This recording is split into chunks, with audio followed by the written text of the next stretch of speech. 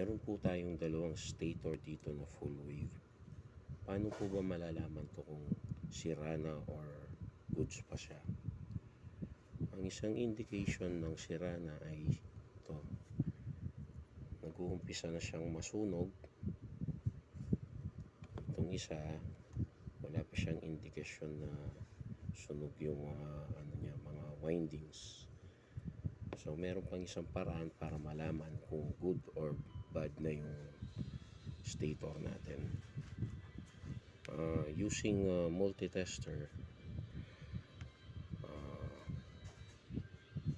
i-test lang po ninyo yung mga wires.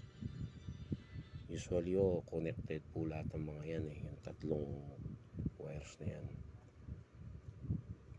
Ngayon, pag idinikit nyo po ito sa body nya, dito sa mismong bakal, ayan, pag pumalo po siya ng ganyan, ibig sabihin shorted na yan. Hindi na siya pwede. Ngayon, ito pong isa, good stator po ito.